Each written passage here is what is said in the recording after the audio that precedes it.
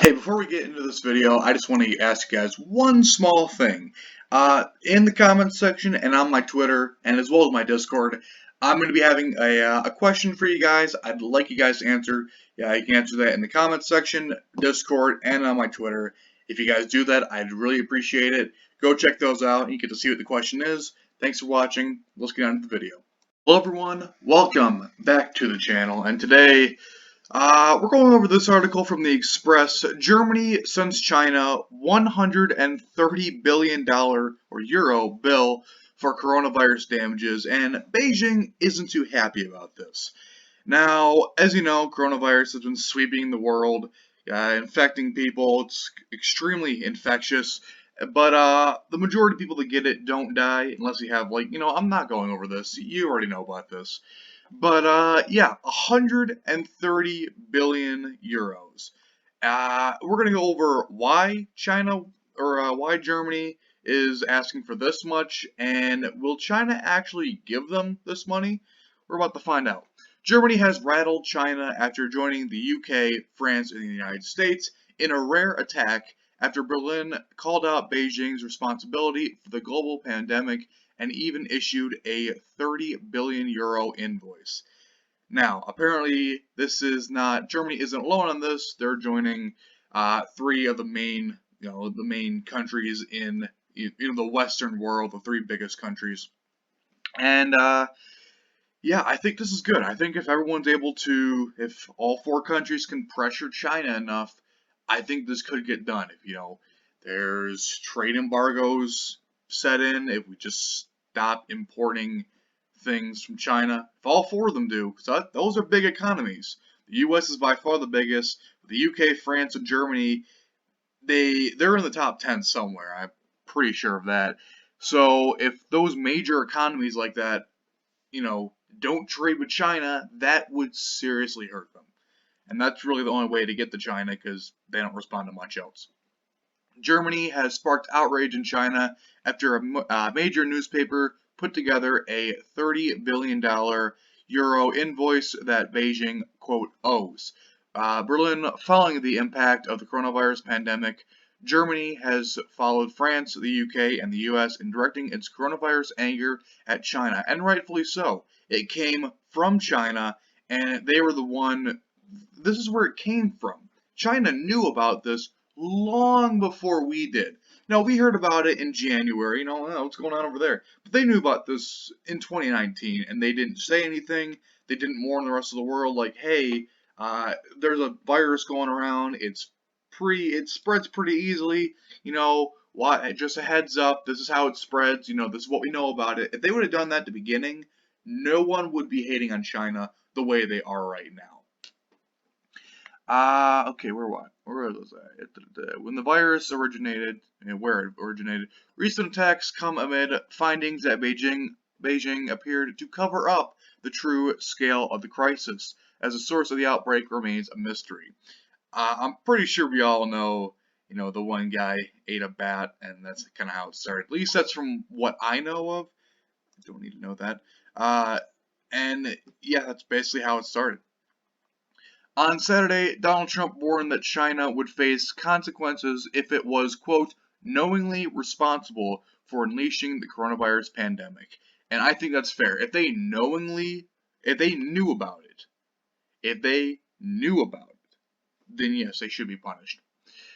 President Trump told reporters, quote, it could have been stopped in China before it started, and it wasn't. The whole world, the whole world is suffering because of it, and that is true. China, they had a chance to stop it before it got to this scale, or even a national scale for China, and they didn't. So, and it spread to the world, so I believe they are responsible for this. Quote, if it was a mistake is a mistake. That's fair. But if they were knowingly responsible, then there should be consequences. I completely agree with this. I understand mistakes. I understand governments dropping the ball on some things.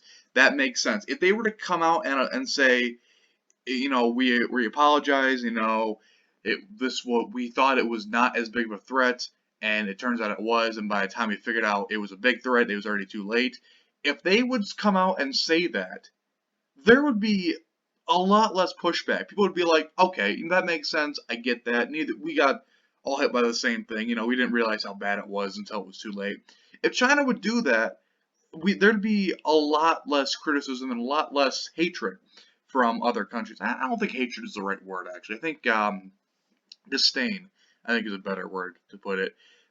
And that makes sense. Bad things happen. People, doctors aren't always right. I mean, even the best doctors here in America thought it wouldn't be this bad, and it was. So, I mean, no one was right about this. But China will not apologize simply because they see that as weakness. And why am I still getting notifications for that? Stop it.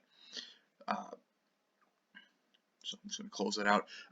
But pretty much, they're not going to do it because they'll see that as embarrassing. They'll be embarrassed to apologize, which I understand. I get that apologizing. If you're wrong, if you know you're wrong and you know you did something bad and you feel bad about it, then apologizing, there's nothing wrong with that. And please stop that. I don't need these notifications. I'm fixing that after this video. I get that. But uh, if you didn't do anything wrong, if you did everything you were supposed to, and you did everything right, and it didn't work out, then you have no reason to apologize. If you did everything you could, you shouldn't apologize. But if there was stuff you could do, if you had a chance to stop it and you didn't, then yes, you should apologize. Okay. He said the Chinese were, quote, embarrassed, just as I said. And the question was whether what happened with the coronavirus was, quote, a mistake that got out of control, or was it done deliberately? Now, I have heard from conspiracy theorists, and honestly, it's not too far-fetched, where the coronavirus was supposed to be like a bioweapon of some sort. So, just hit a country with a plague before you take them out. I mean, if there was a country in the world that would do that, it would be China. Let's be honest here. The U.S. wouldn't do that. Majority of Western countries, have a thing against, uh, you know, biological warfare. Dropping a plague on a country before you take them out.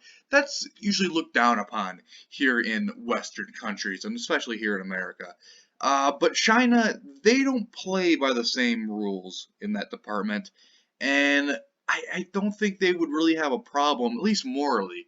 I don't think their higher ups would have too big of an issue with that. All right, a little bit more of the article down here. President Trump and his senior aides have repeatedly accused China of lacking transparency. Yeah, I mean that's fair. China is not very transparent. They like to cover a lot of stuff up. Tiananmen Square. This week, the city of Wuhan, where the outbreak started, revisited its number of facilities by with a sudden 50% jump in the figure. Look at this little chart down here. I think it's like something cases cases per 100,000. So like every 100,000 people, this is how many people have it. America at about 11. That's not too bad. Other countries are higher: Belgium, Spain, Italy, France, UK, Netherlands. All those countries a lot higher than the U.S. Not good. Iran, okay. Germany, okay, not too bad. But then China, the epicenter of the outbreak. This is where it all started at just 0.33. So not even one person, just under one person per 300,000 has it. I find that very hard to believe. Come on. China is so densely packed. Wuhan, that city, is as densely packed as New York City. And the whole state of New York is dealing with basically this plague, and they're getting hammered over there. Fortunately, in my neck of the woods, it's not too bad. I mean, some people have it, but it's like I can go outside right now. I can go down to my local park and hang out with my friends, and I'm not going to get it. But in New York, it's a little different. All right, back to this. The UK has joined the US intelligence officials in investigating claims that the virus originated in a Wuhan virus lab and not a wet market. Huh. Huh. A Wuhan virus lab. So were they like testing with this? What exactly do they mean by what was going on in that virus lab and how did it get out. But still, the wet markets, if you look into the wet markets, those things are unbelievably appalling. If you have a weak stomach, I would not recommend it. Or if you have a dog, I would, or any pet, I wouldn't recommend it.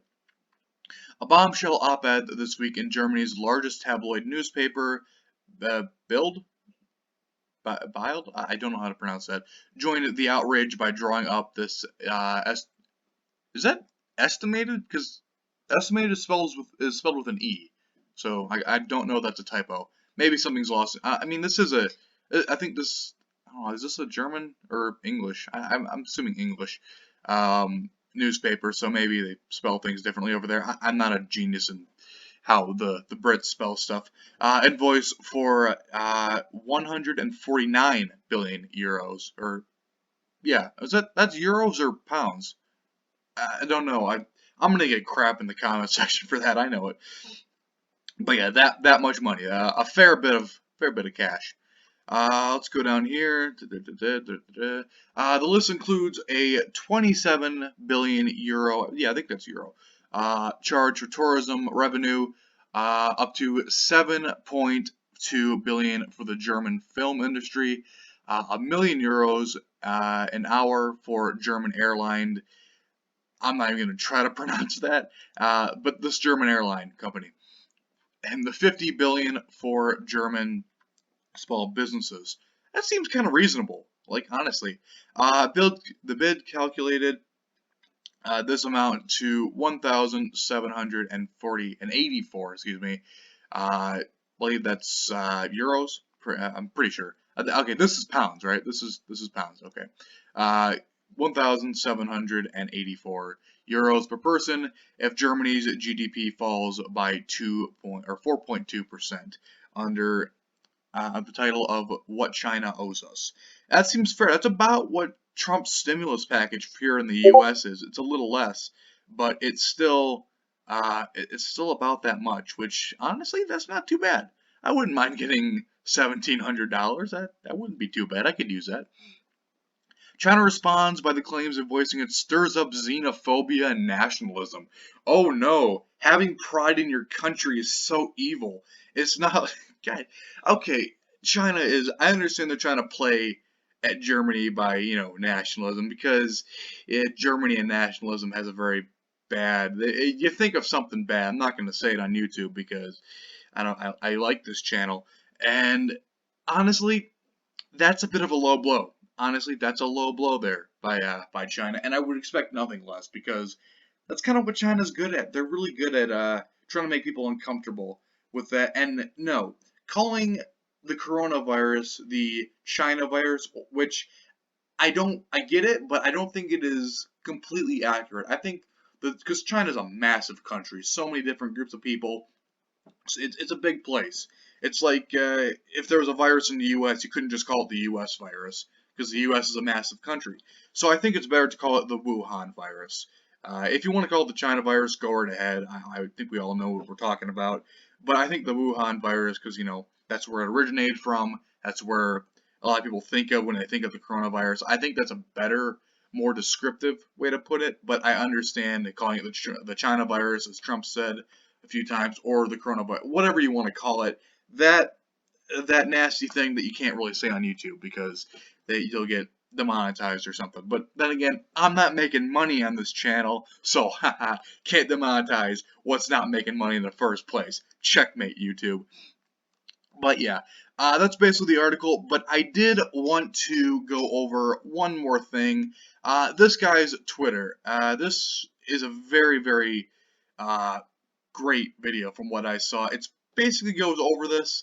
We're gonna watch it. I do not claim to own this. Of course, this guy's Twitter will be in the description as of when you're watching this. So go check him out. And I'm gonna like this actually. Of course, go check out his Twitter. The link to this will be in the description. Also, the link to this article will also be in the description. And of course, I do not claim to own any of this. This is not my work. I'm just covering this article. So here we go. Dear President Xi Jinping, your embassy in Berlin has addressed me in an open letter because we asked in our newspaper Bild whether China should pay for the massive economic damage the coronavirus is inflicting worldwide. Please let me respond. First, you rule by surveillance. You wouldn't be president without surveillance. You monitor everything, every citizen, but you refuse to monitor the diseased wet markets in your country. That's a good point. Like, China monitors everything that goes on in China. They're actually trying to monitor people playing video games. Like, because when you're doing when you're talking through the game, then you can talk to people from anywhere in the world, and that's a good way to get information in from the outside world that people in China might not necessarily know about. And China's trying to censor that as well. So they do that, but the fact that they can't even censor or fix up their wet markets, that's kind of interesting. You shut down every newspaper and website that is critical of your rule, but not the stalls where bat soup is sold. You're not only monitoring That's fair, actually. He got him there. your That's funny. people, you're endangering them, and with them, the rest of the world. Second, surveillance is a denial of freedom. And a nation that is not free is not creative. A nation that is not innovative does not invent anything. This is why you have made your country the world champion in intellectual property theft. China enriches itself with the inventions of others instead of inventing on its own. The reason China does not innovate and invent is that you don't let the young people in your country think freely. China's greatest export hit that nobody wanted to have, but which has nevertheless gone around the world, is Corona. Third, It's kind of funny. China, the country that's supposed to be, exporting everything, the one thing they're known for right now in exporting is the coronavirus. That's kind of funny. you, your government, and your scientists had to know long ago that Corona is highly infectious, but you left the world in the dark about it. Your top experts didn't respond when Western researchers asked to know what was going on in Wuhan. You were too proud and too nationalistic to tell the truth, which you felt was a national disgrace and which now became a global disaster. Fourth, the Washington Post reports that your laboratories in Wuhan have been researching coronaviruses in bats, but without maintaining the highest safety standards. Why are your toxic laboratories not as secure as your prisons for political prisoners? Okay, that point right there that he just made, that is quite possibly the best diss on China I have seen in a long time. Because he is absolutely right. They care more about locking up political prisoners and people that simply don't want to be under or live under a communist authoritarian rule. They'd rather spend all that money on locking them up and not spend as much money on stopping a potential plague. That is quite possibly the best point he's going to make today. Would you like to explain this to the grieving widows, daughters, sons, husbands, parents of corona victims all over the world? Fifth, in your country, your people are whispering about you. Your power is crumbling. You have created an inscrutable, non-transparent China. And he's absolutely right. He's absolutely right. People are starting to wake up in China because, as good as China is at censoring things, they can't censor everything. People eventually are going to wake up.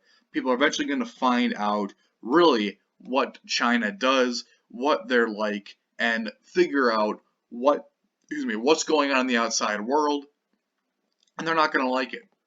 And I don't want to have anyone, be, killed or anything, but it's bound to happen eventually. Eventually, people will get fed up. Eventually, people will not want to be oppressed, and people will eventually fight against an authoritarian government. It's inevitable. Whenever you make there's an old saying, whenever you make peaceful revolution impossible, violent revolution becomes inevitable. Thank you for watching. Subscribe if you're new. Let me know what you guys want to see. Check out all the links in the description. Check out the link to the article I went over a few minutes ago. Of course, check out this guy's Twitter here. Absolutely great take by him. I really appreciate it. Yeah, go check it out. Thanks for watching. See you guys next time.